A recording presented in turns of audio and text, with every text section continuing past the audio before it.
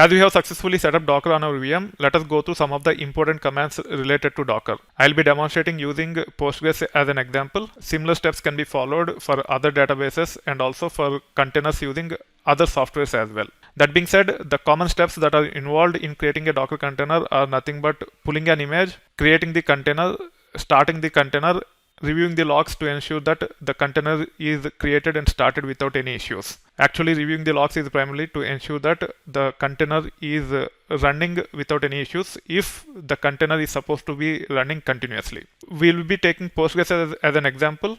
We'll pull the Postgres image first. We'll create the container, start the container, and also we'll see how to review the logs. The way you can pull the image is just by using a command called as docker pull. Let me go to the web console here.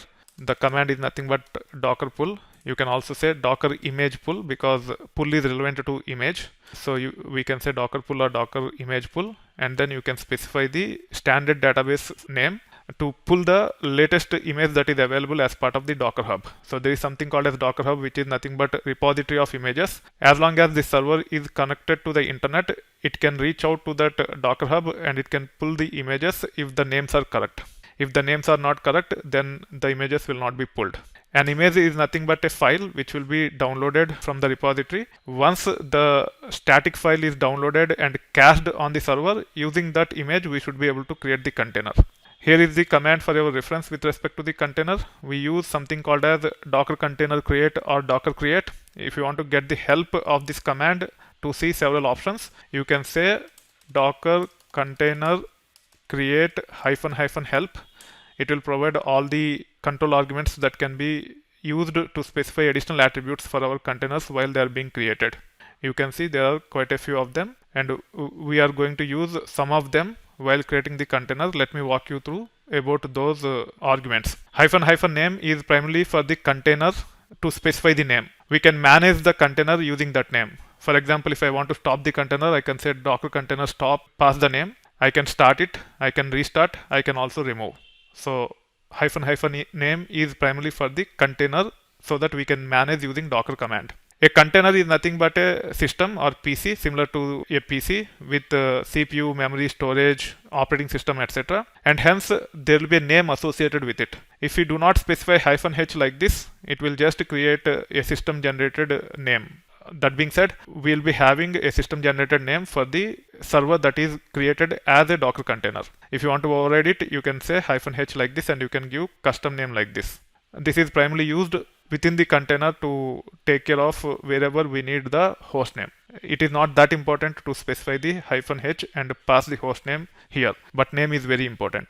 Typically for the services that are running as part of the containers, there will be ports associated with them, and we have to publish them to the host so that we can access those services through host. This is how we can actually publish the port from the container to the host. So this 5432 is for the Postgres that will be running as part of the container. This 5432 is the host port. As long as there is no other service that is running on that port on host, you should be able to publish the container port to the host port like this, and you should be able to access the service that is there as part of the container using the host IP and the port number. You will understand what I am explaining here at a later point in time when we try to access the database in the container using SQL Workbench, which will be set up as part of our PC or Mac.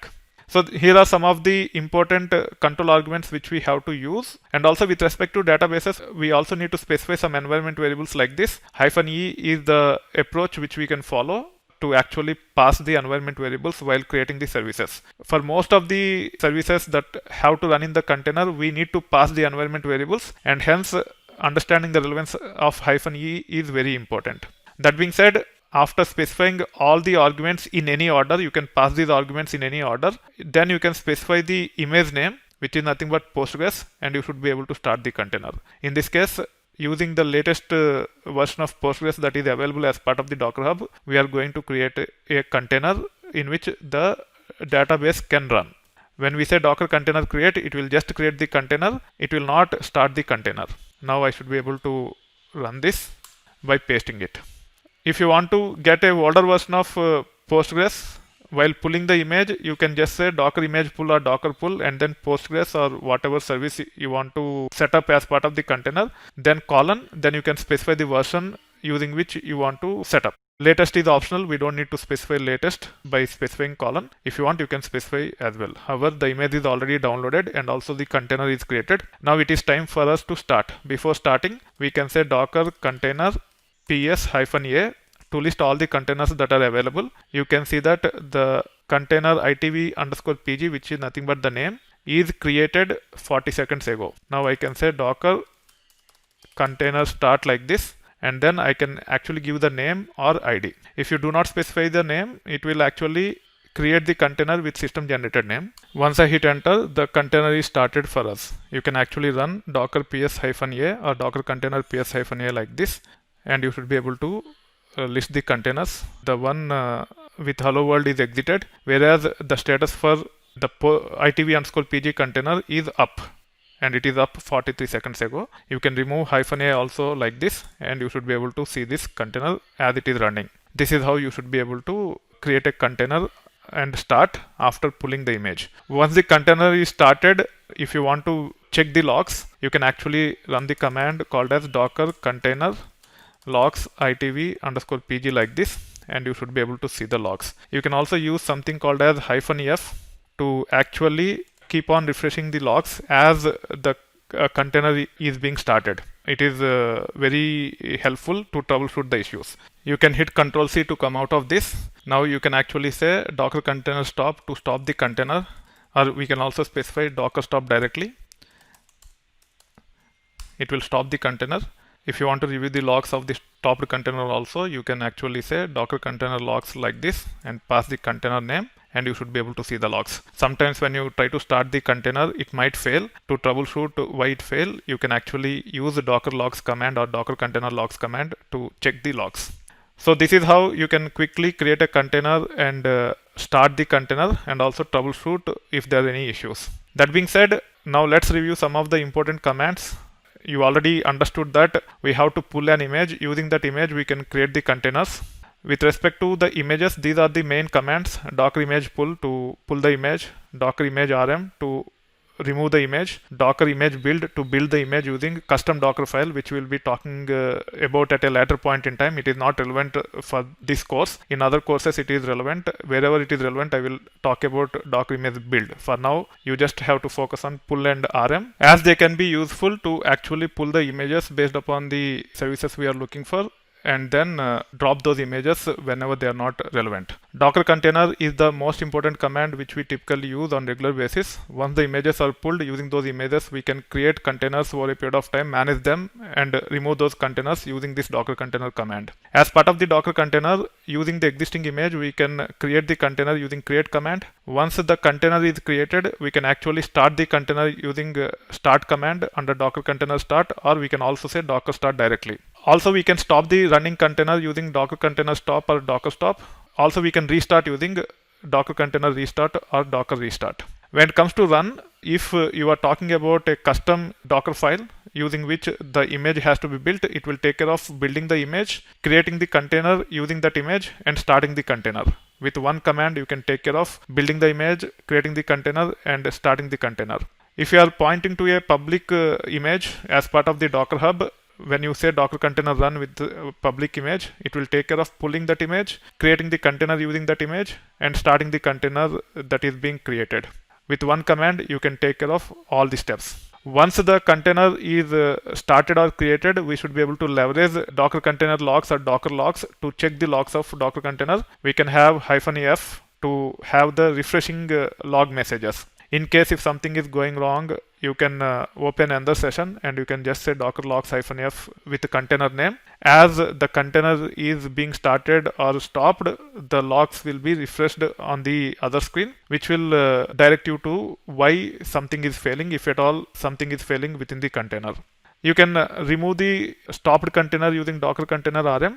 You can stop and remove the running container using docker container rm -f. You can also list the containers saying docker container ls or docker ps. Both will work. Docker ps, we don't need to specify the container keyword. You can just say docker ps and it will work. However, if you want to list, you can also use docker container ls. You can practice all these commands using our Postgres based container. For example, let's say I want to restart the container. I can say docker restart itv underscore pg. That is our container name. It is restarted.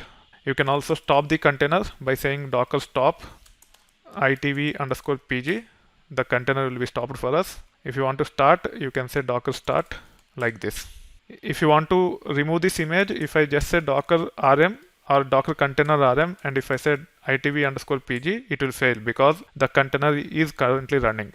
To stop and remove, we can say -f like this. It will take care of stopping the running container and then removing the container. Now you can actually say docker ps-a or docker container ls with -a to list all the containers. However, I think if I say docker ls, it might not work. Docker ps is nothing but alias to docker container ls. So docker ls will not work, whereas docker ps will work. So that being said, for many commands, specifying container or image are optional.